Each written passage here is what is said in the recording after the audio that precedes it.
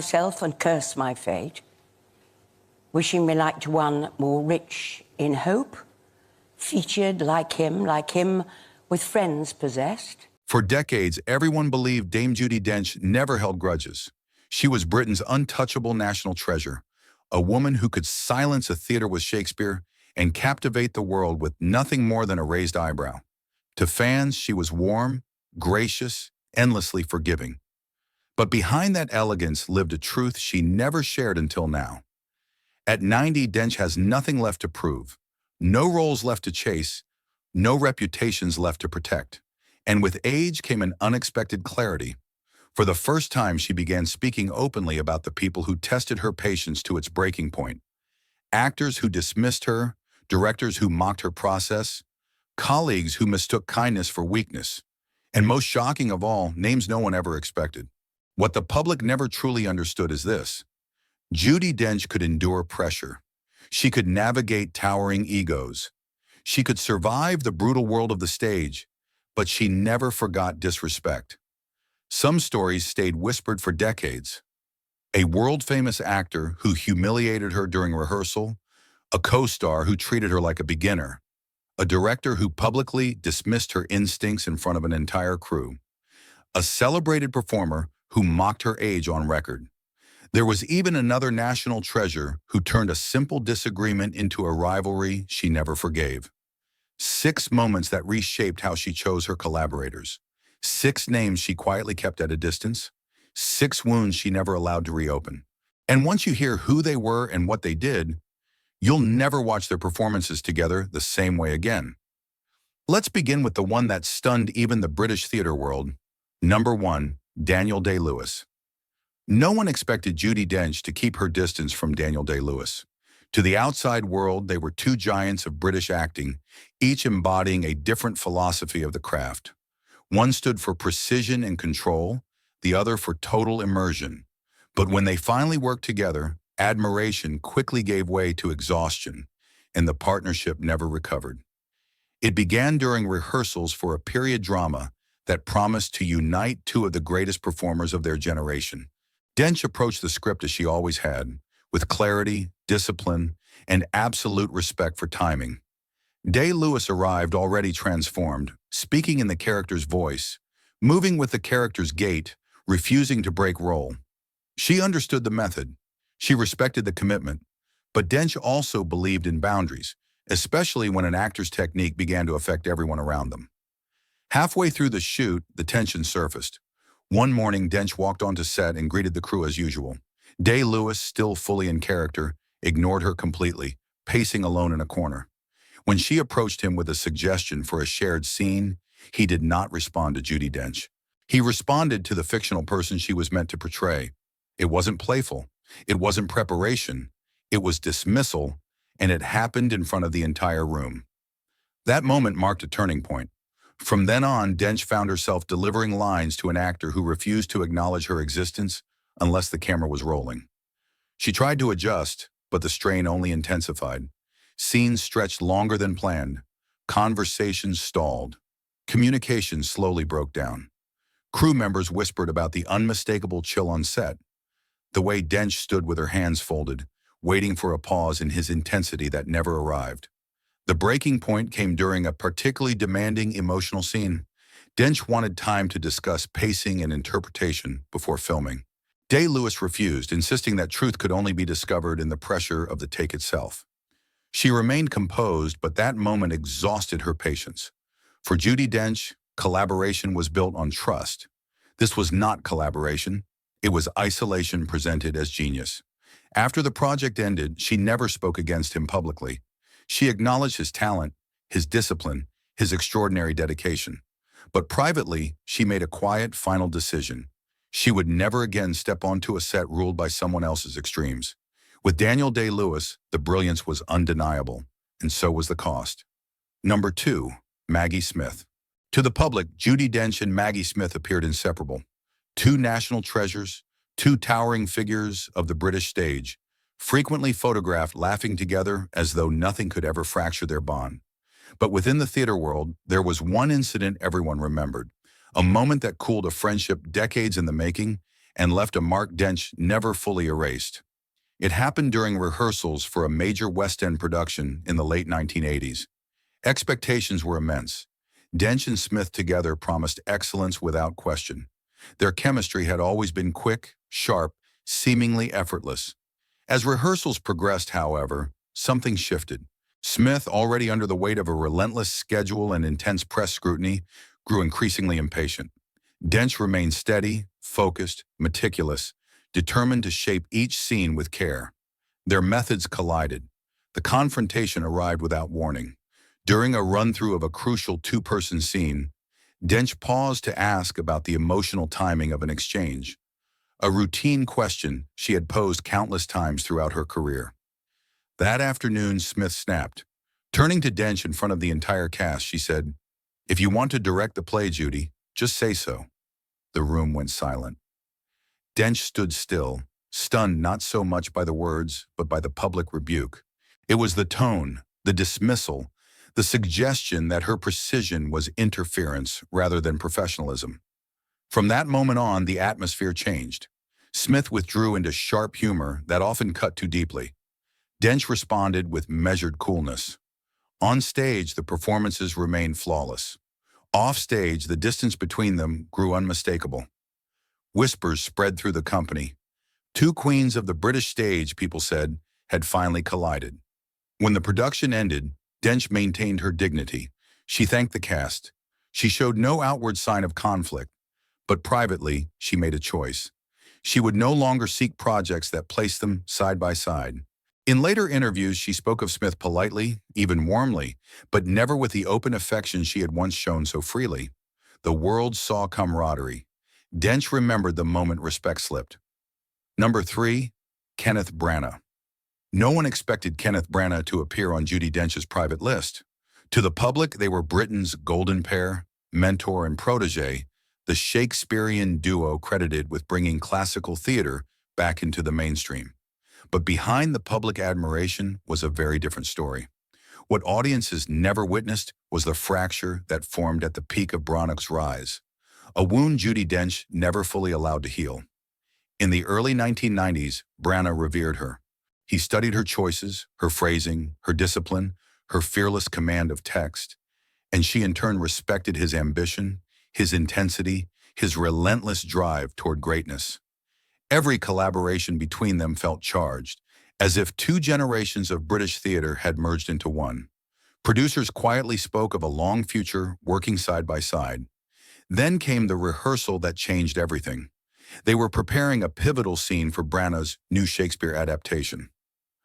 Dench arrived with the script completely deconstructed, lines pulled apart, rebuilt, shaped by decades of hard-earned craft. Branagh, carried by the momentum of sudden stardom, dismissed her approach in front of the entire room. He insisted she was overanalyzing the rhythm and urged her to trust the spontaneity of youth instead. The atmosphere froze. Dench wasn't offended by disagreement. She was offended by the lack of respect. This wasn't a discussion. It was a public correction. And coming from someone she had once supported, it cut deeper than any critic's review. Their working relationship shifted overnight. He pushed for speed. She pushed back with precision. Tension surfaced through private notes, clipped remarks, and long silences between takes. What shocked her most wasn't that he disagreed. It was the sudden arrogance. In a single season, the student had declared himself the master. After the film wrapped, Judi Dench remained polite but distant. Invitations to reunite on stage quietly faded away. Interviewers noticed she rarely mentioned him unless directly asked, and when she did, her responses were brief, technical, and stripped of any warmth. The public assumed their collaboration had ended naturally. It hadn't. Judi Dench simply chose not to work in spaces where respect could disappear so quickly. Number 4, Steve Coogan. Steve Coogan was not a name anyone expected to appear on Judi Dench's private list. They came from different generations, different corners of British entertainment, and entirely different philosophies of performance.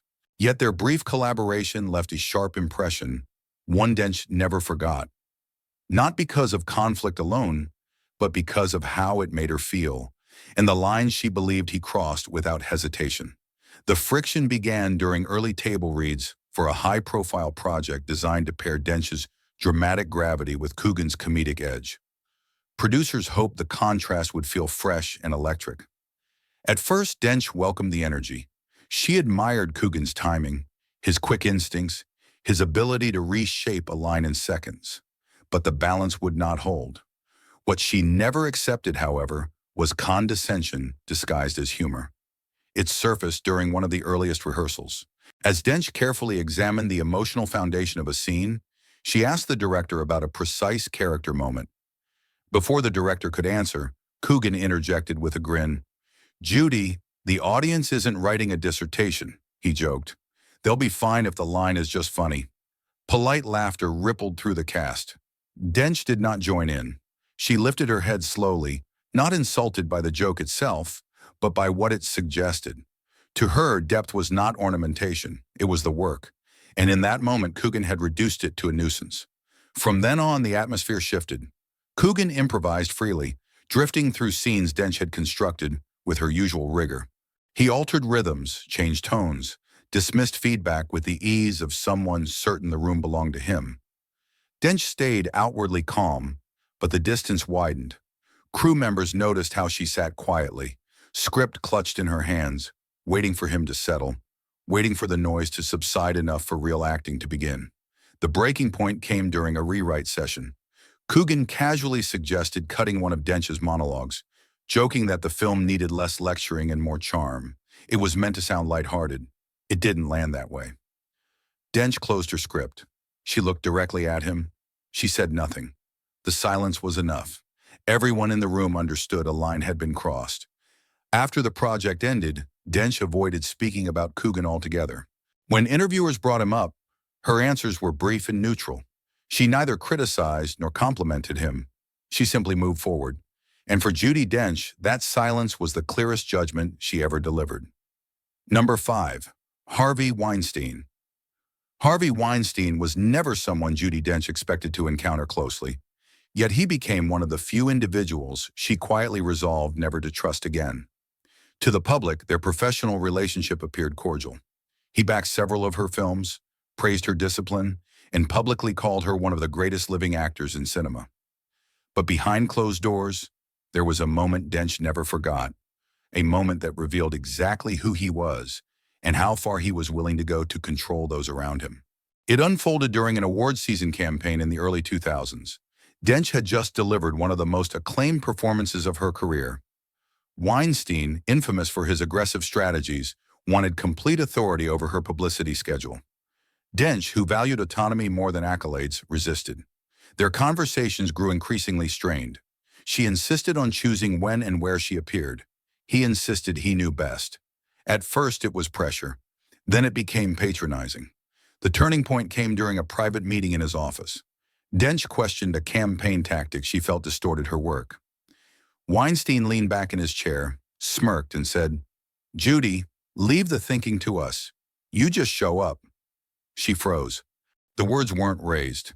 They weren't theatrical, but they carried a level of condescension she had rarely encountered in her entire career.